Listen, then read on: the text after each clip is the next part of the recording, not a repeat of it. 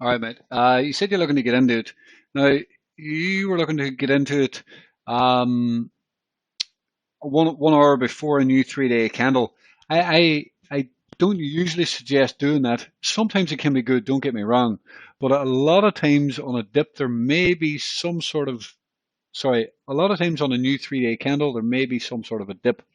So what I'm just suggesting is, depending on the market circumstances, a lot of times that this is a dangerous time to be entering. The safe trade is to trade a new 3-day. You know, if it's going to be green, it's going to hold, then you can trade that. But there can be some dips. So I'm just throwing that out there. There's we've already had a big move up, and now we've already flipped red and down 2%. I'm not sure since that 6 p.m. or 6 a.m. 6:43 a.m.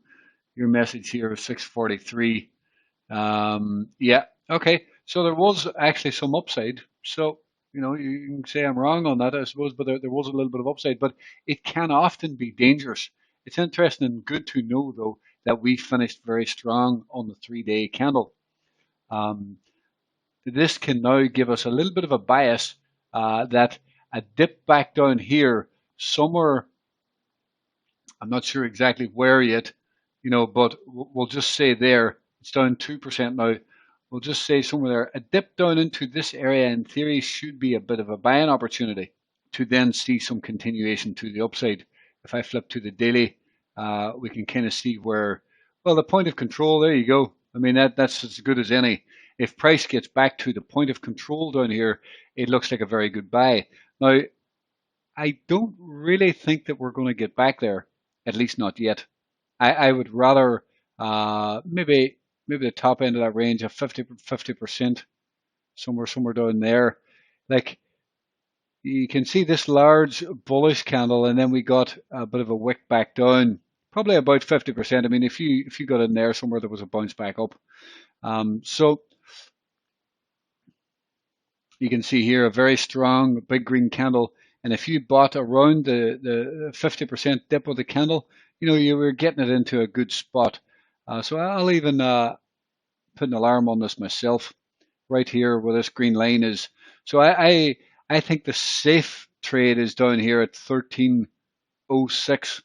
You know, that's what I think. And maybe a little bit higher. You know, you could kind of in that sort of range down here, anywhere down here. Uh, Somewhere down there, if I can refine that. If we got down there, I'd be happy to buy this for a bounce.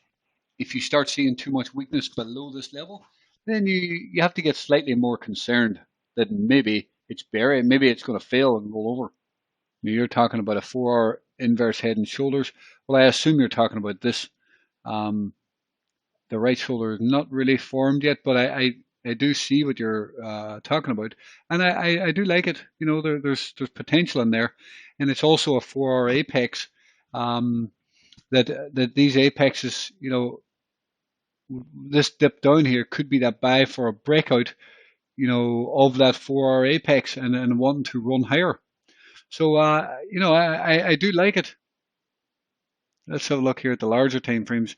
You know, we're obviously still very oversold, and price usually, not usually, but often wants to test this white 100 moving average and maybe even get up into this point, and sometimes then it rolls back over. So at this point, you know, depending on the structure here, but usually price will go higher from this area.